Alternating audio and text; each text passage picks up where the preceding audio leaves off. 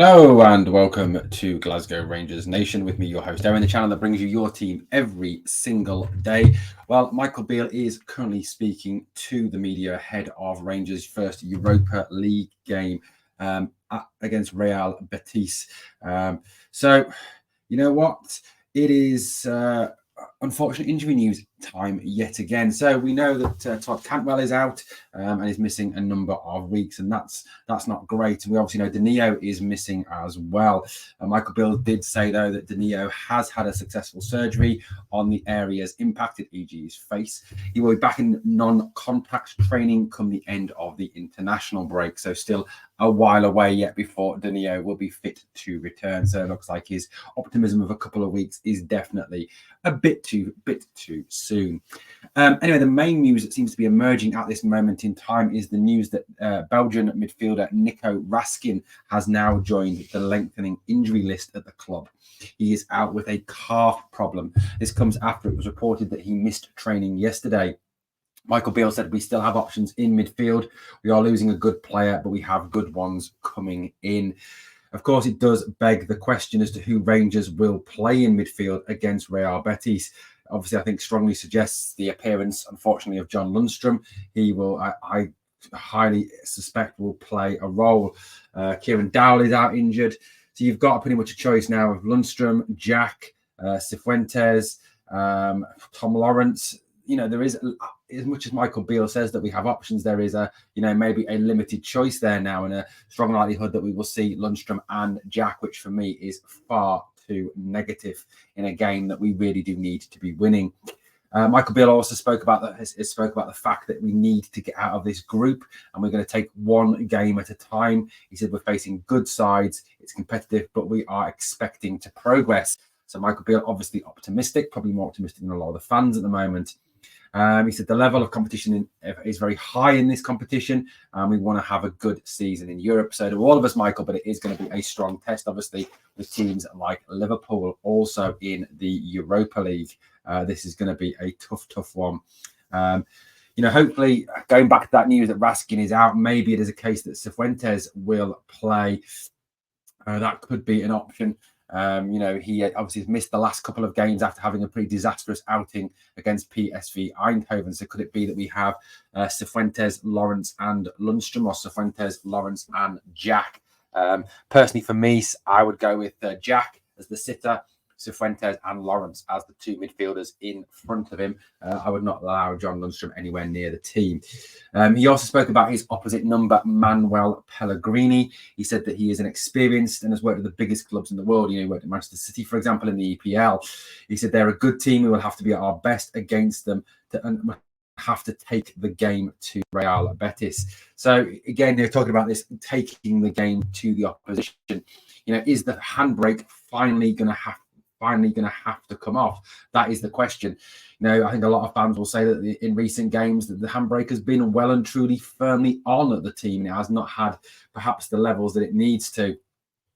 We do need to see a Rangers team that goes out there and, as Alex McLeish said, snarls, growls, shows its teeth, and really goes at the opposition and unsettles them, uses the cauldron of the Ibrox atmosphere to really attack Betis.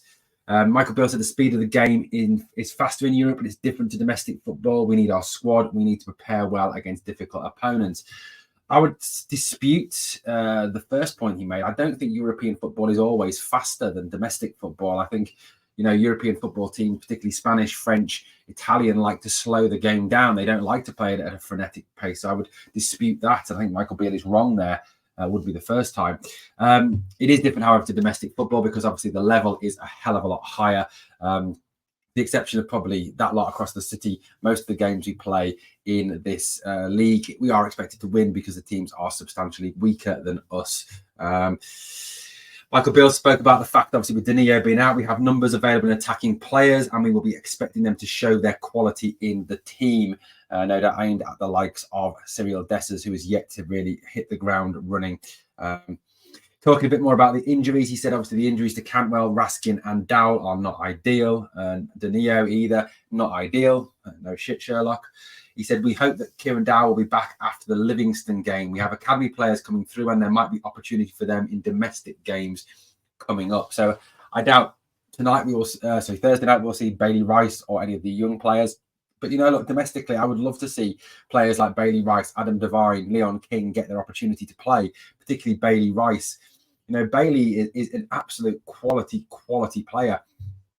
And, it really does beg a belief that he perhaps hasn't had the opportunities to play yet. I know he's only 16, 17 years old, but you look down south of the border and there are teams in the EPL, near the top of the EPL, who are playing young players, giving young players their head and letting young players play. So, look, I think that Bailey Rice needs to be given an opportunity, and I would even put him on the bench against Betis and be willing to bring him on. I don't think the game would pass him by. I don't think the game would overroar him. He showed that already. Michael Beale also said it's important that we play with energy and quality. Betis are a good side, so it'll be a good challenge. It is an opportunity to get the group up and running. Well, Michael, we're going to have to play with big energy and really get through. He talked a little bit about Cifuentes as well, who has, I think, been a little bit underwhelming since he joined the club, despite obviously the big build-up. He said Cifuentes came into the team late and has had good chances in several games, but has been unfortunate at times. The new players have been here long enough now. They are ready to go. So hopefully that's an indication that, this excuse that we need time to settle in, we need time to gel, we need time to bring the team together is over. And we are now in a period where we are going to see perhaps the best of these players. That is certainly something we need to see if we are going to kick on and be successful for the rest of this season, starting obviously on Thursday night against Real Betis. He talks as well about the core of the team have re-established the club in Europe. There have been big nights at home and away. We need to show that again. We need to make up for last season and earlier disappointments this season. Certainly if we reflect back on the disastrous Champions League campaign last year, we do need to vastly improve what we did there.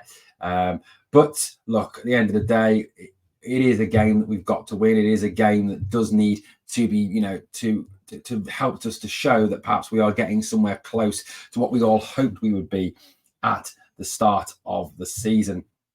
So it's down to Michael Beale to get this team motivated, get this team good to go for the Betis game. He said that the fans want to see their team go for Real Betis. We will do that as best as we can. It's a high quality game. We are looking forward to it, and we have been since the draw came out.